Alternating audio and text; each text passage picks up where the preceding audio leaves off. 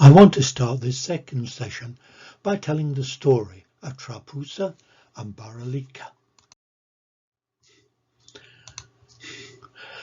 The first account of this story is found in the Vinaya, where they are said to have offered the Buddha his first meal after his enlightenment.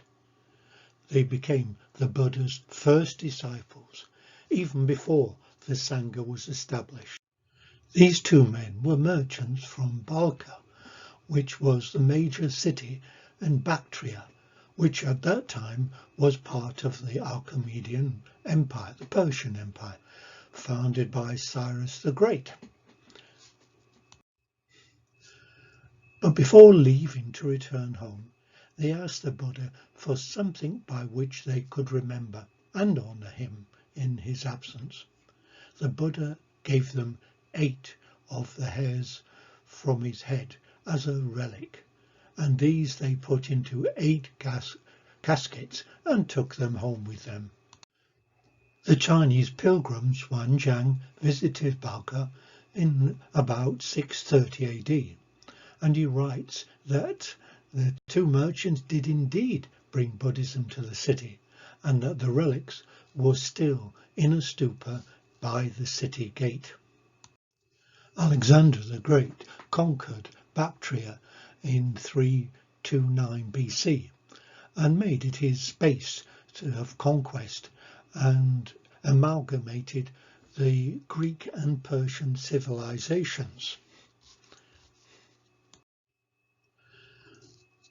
After Alexander's death, his empire was divided among 4 of his generals. The largest area was that of the Seleucids. That's the area shown in this map in yellow. That stretches from Turkey in the west to the borders of India in the east. The Far Eastern region later became an independent Indo-Greek kingdoms that by 180 BC were controlling much of the Ganges valleys. These were going to be united into the Kushan Empire. Bactria was later annexed by the Kushans in 129 BC, who established a powerful empire stretching from India right round through Bactria up into modern Xinjiang. At this time, the lands through which the caravan routes passed, the so-called Silk Route, were divided up into a few stable city-states, which submerged their differences in the interest of promoting trade. Bactria was at the crossroads and became a depot point in the world's luxury goods and especially silk. I want to stop at this point and consider some of the issues going on that would have affected Buddhism as it spread into Central Asia. First of all was that of climate. The Buddhism of the Buddha, Shakyamuni Buddha, had originated in the tropical lands of the Ganges Valley. Moving up the Hindu Kush into Afghanistan, into Central Asia, meant a total climate change as well as geographical change.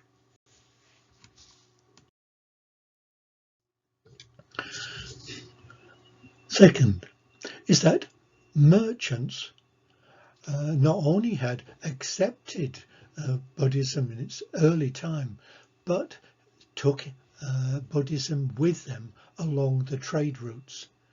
In fact, you find that monks moved up that on the trade routes. They were supported by these merchants, and they established monasteries almost like pearls along the string of the trade route.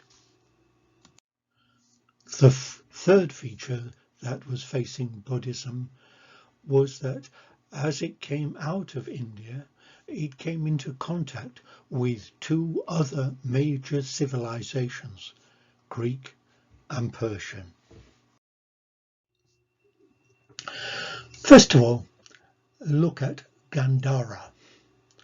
Now, Gandhara was in modern Afghanistan, and it connected many of the trade routes, but it also drew together cultural influences from various civilizations, and Buddhism thrived until the 8th or 9th century, when it was taken over by Islam.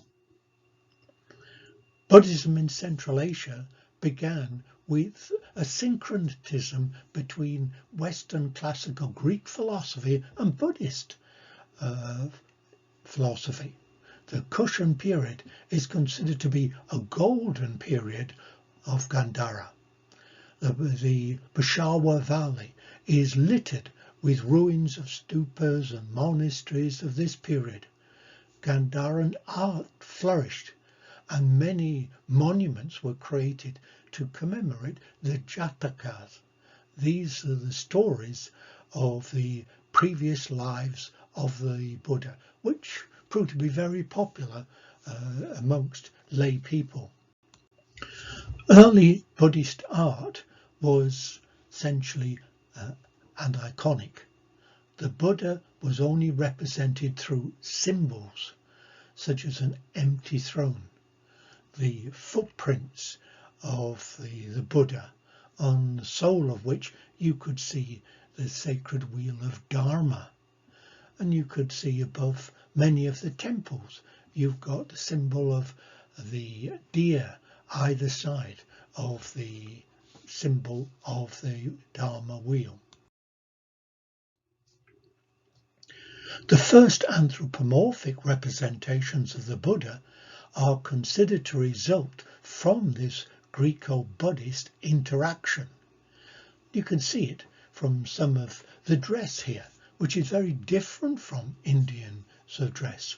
It's much more like the Roman toga, with the long flowing robes, and sort of a different, stronger face. Buddhist deities were also replaced by some of the Greek gods. For example, here you can see Hercules in a lion's skin acting as the protector of the Buddha.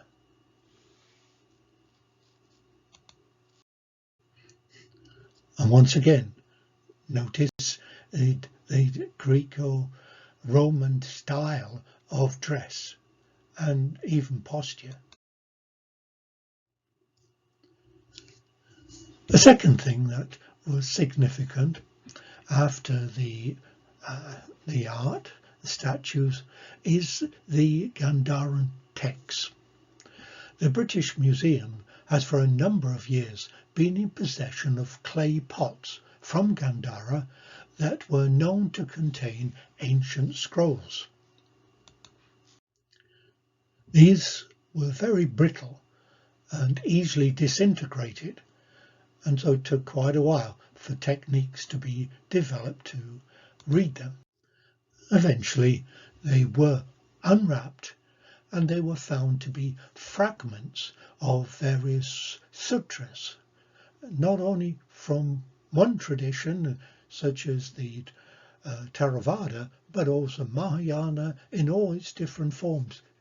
These were bits of such texts, and it seems as though, when the original text got sort of worn out, and they were carefully wrapped up and placed in these jars to be buried.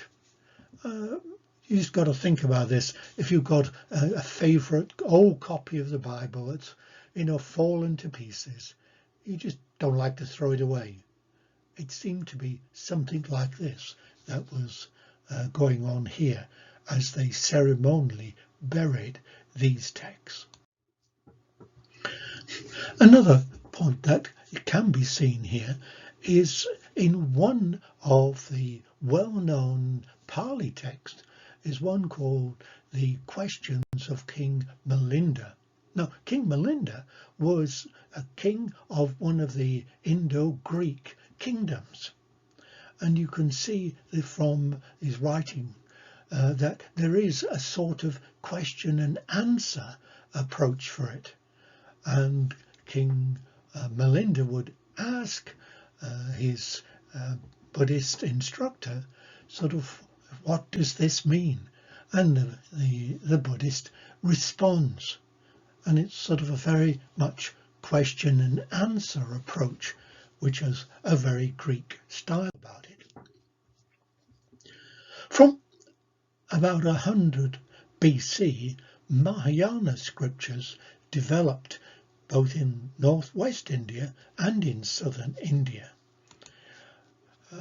And questions arise of sort of, well, why did this new tradition seem to start some 500 years after the Buddha? There are actually three approaches to this. One is sort of Lamont, who would sort of say they began amongst lay devotees connected with the stupas that Ashoka and others had sort of built. Professor Williams, sort of argued that they are sectarian ideas, with texts attributed to the secret teaching of the Buddha. In other words, the first tradition of the Theravada and the Tripitaka was sort of the basic ones, because the people at that time couldn't understand. Now came a new teaching which can be revealed. Well, this could well be linked with the first. Cons talked about them as being emerging from foreign ideas, and this certainly was the case.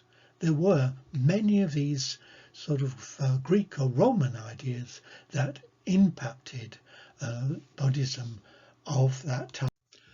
Cons wrote that the cross-fertilization incidentally rendered the Buddhism of Mahayana fit for export outside India, so that it should be able to travel outside India. Buddhism had first to be somewhat modified by foreign influences, had to undergo a preliminary phase of de-Indianization before it could receive an alien culture.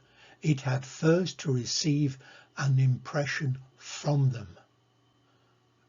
Generally speaking, we would say that here the Buddhism contextualized itself so that it was relevant to the people, and in that way could spread more easily in Central and Eastern Asia. A second influence was that of Persia. As early as the 6th century BC, the Persian Empire enabled the international movement of people and goods along the so-called Silk Route. And merchants played a significant role as patrons of monastic communities and making offerings in exchange for religious merit. When Buddhism entered the Iranian world, it brought with it many Indian gods, the devas, which had been retained in Buddhism.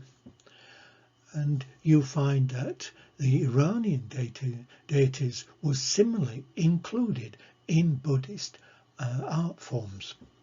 For example, even as far as the Tamarind Basin, there are pictures which show the Hindu gods Indra, Brahma and Shiva listening respectfully to the Buddha preach.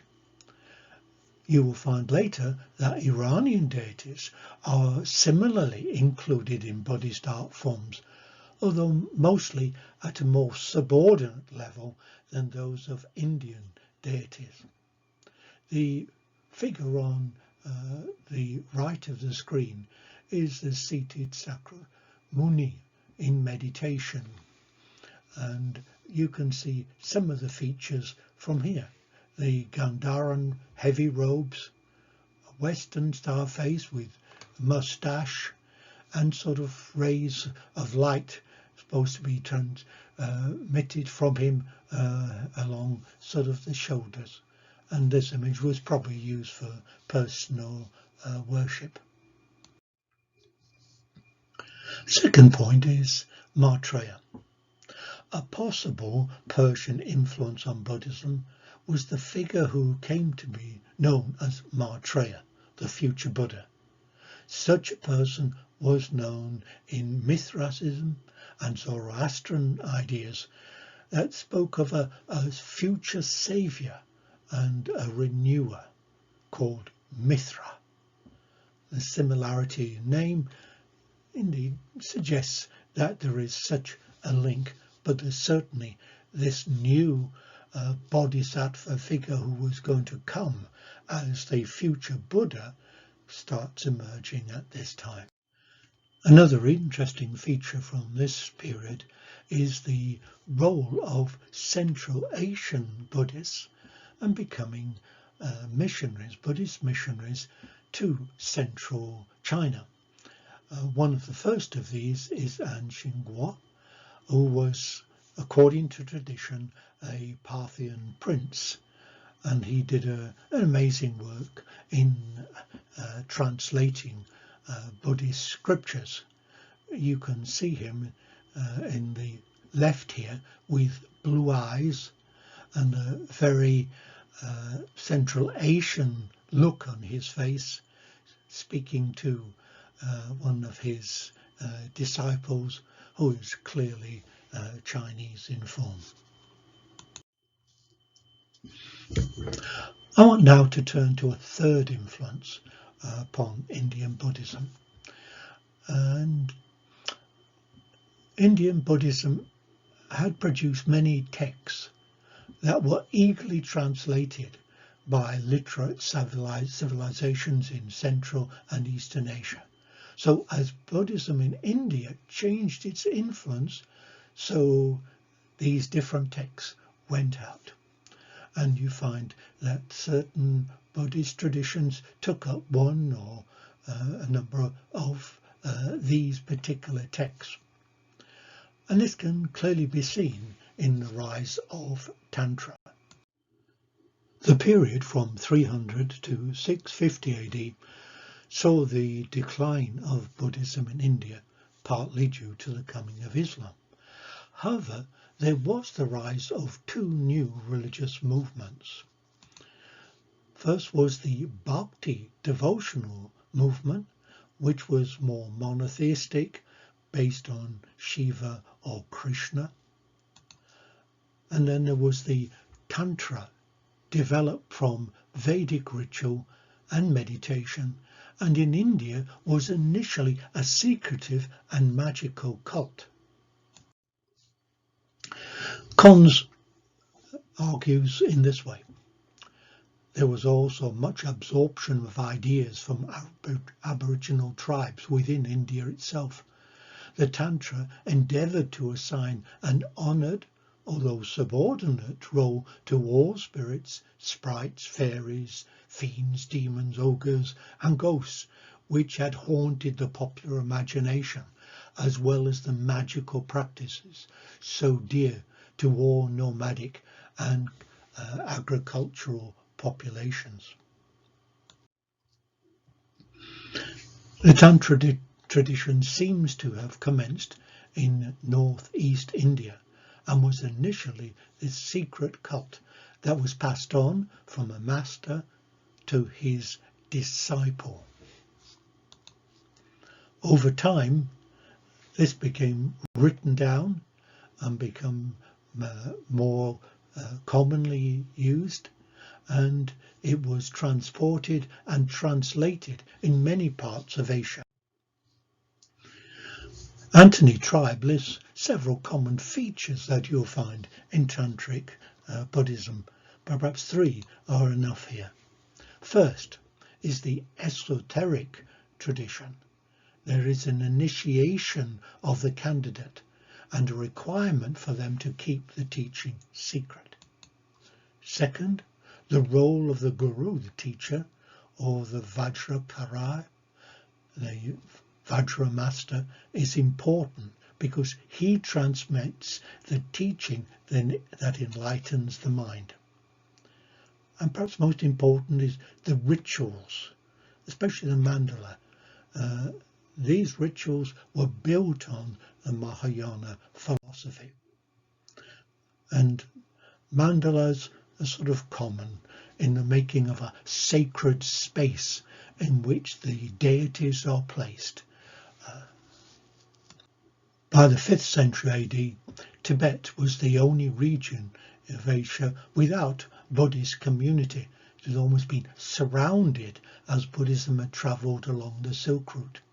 And influence came both from regions of Kashmir, from China, but also the tantric tradition moving up from India.